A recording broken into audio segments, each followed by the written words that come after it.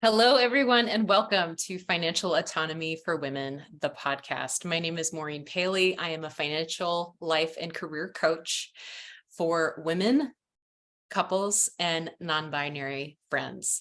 I am so excited to share this episode with you today. This episode is titled Barbie and Financial Autonomy for Women.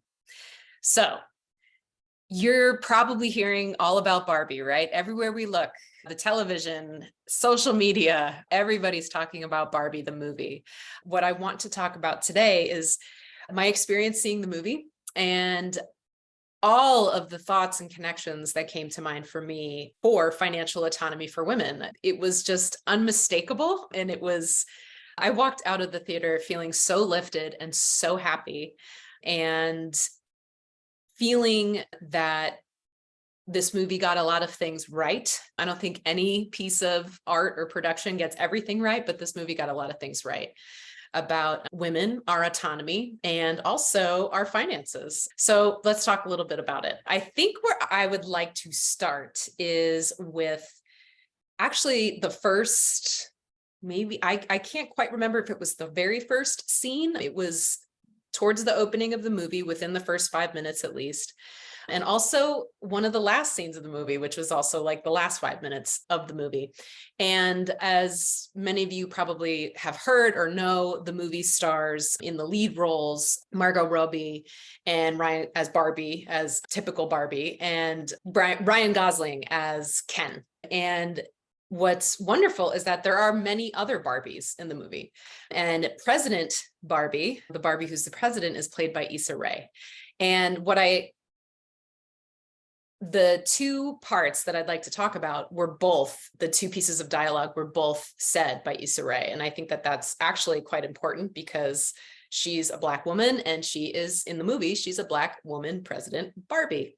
But let me tell you what she said. So in the opening 5 minutes of the film, they're really setting the stage for this place called Barbie Land, where it's Barbies are in charge. Barbies are managing their community, their society, their culture.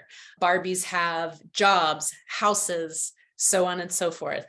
The first thing that I took away from that was the list of what Barbie has. I believe this is how the list went. I've tried to find the script, but I couldn't find it. Maybe in the future it will be published. But basically it was describing Barbie.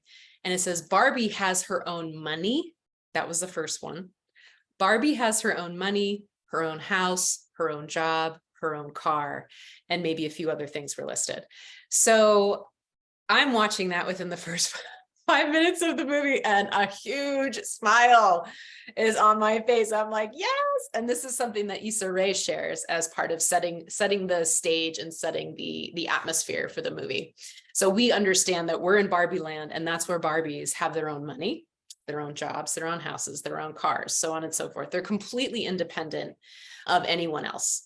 So that right there is the spirit of financial autonomy for women. Granted, we are in Barbie land, which is a fabricated, stereotype, plastic land. And I believe that in my experience watching the film, I really appreciated that while this land was plastic and fake, so on and so forth, it really helped us as individuals who have received male dominant conditioning, right? Men are in charge. Men are on the Supreme Court. In Barbie land, it's an all-woman Supreme Court. In Barbie land, it's a woman president.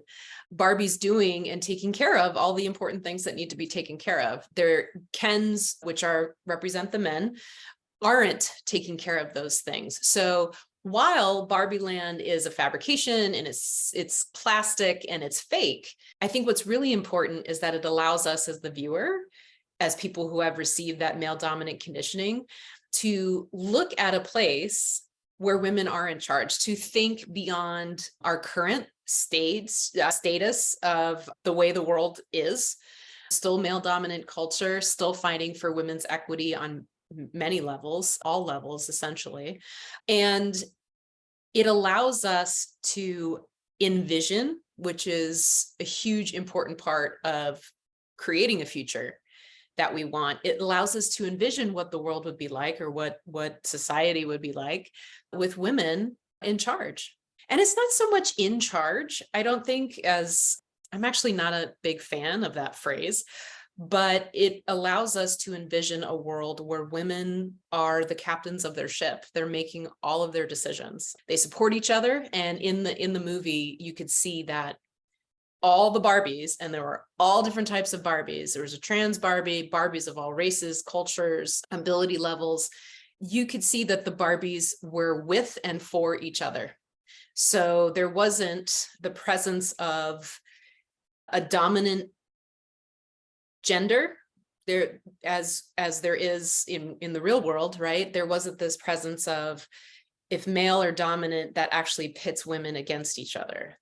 Barbie land there wasn't that dominance. And so Barbies were with and for each other. So I think it's important to note that, yes, this is an imagined plastic world, and it allows us to do just that. It allows us to imagine.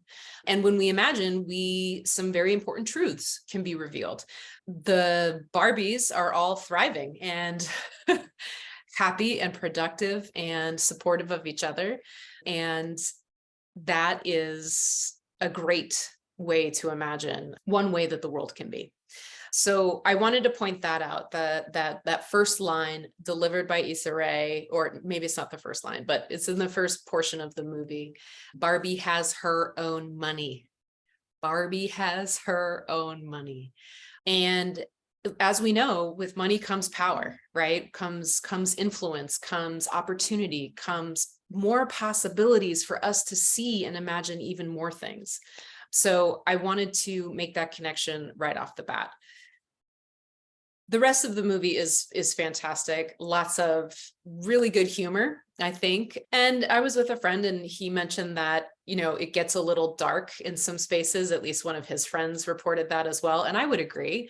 And, I think Greta Gerwig has a fantastic ability to really dip into the pains and the joys of life, right? So instead of living in this plastic world, that's where there's never any problems, what happens is Barbie encounters challenges and problems and has to have a moment of truth and have a period of self-discovery about herself and about the world.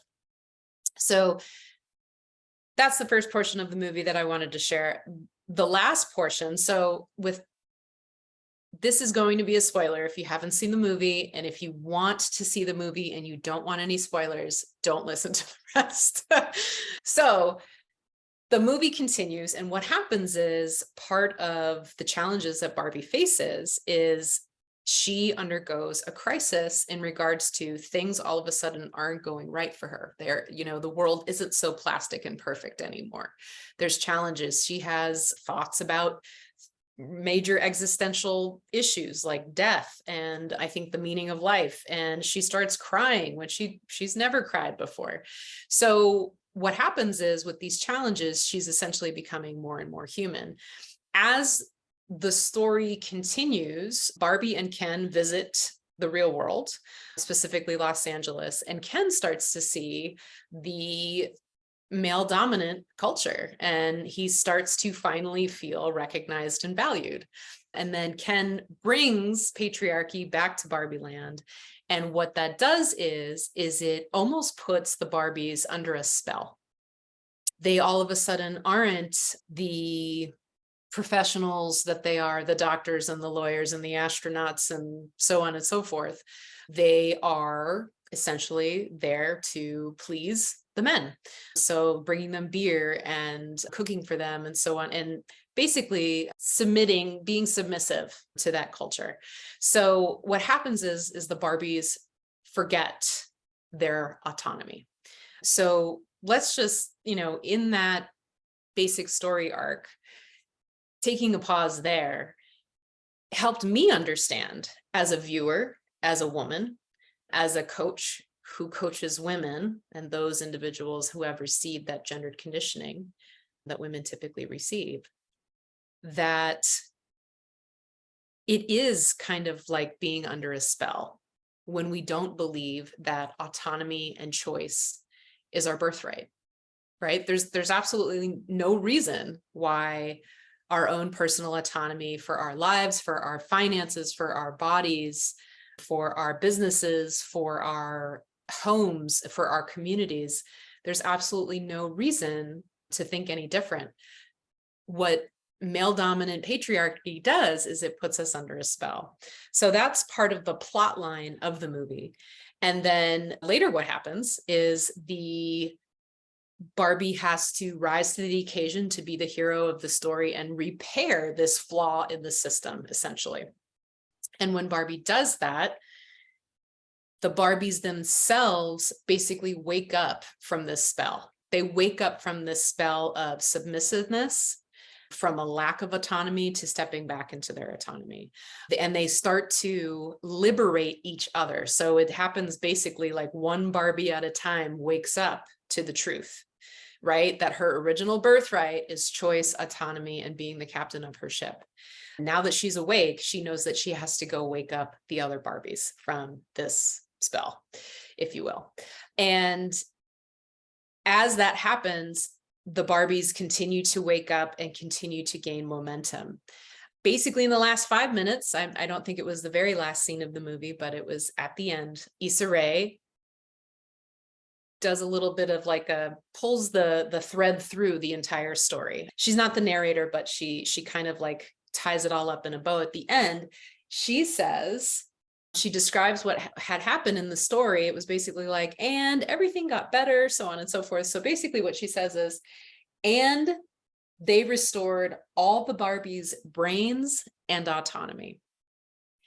And they restored all the Barbies' brains and autonomy. So I mean, you should have seen me sitting in the theater, pulling out my phone, trying to type that out, because it's like when we free each other, when we support each other in our autonomy, our financial autonomy, our bodily autonomy, we liberate each other. We restore what is that natural birthright to be the captains of our ship. And for me, this was, I mean, you can probably tell, hugely impactful and meaningful to see a piece of pop culture and art and film represent this in such an interesting way, and to use words like autonomy, right? This is a really intelligent feminist film, and with really bringing home the significant aspects of what it means to be a woman currently in the world, specifically in the United States. So the Barbies had their brains and their autonomy restored. And then what happens after that? Basically, everything comes back in with that restoration and the Barbies liberating each other. What also happens is that, and this is also it's not the most interesting part of the movie for me, but it is also a very interesting part of the movie. Ken undergoes a liberation as well.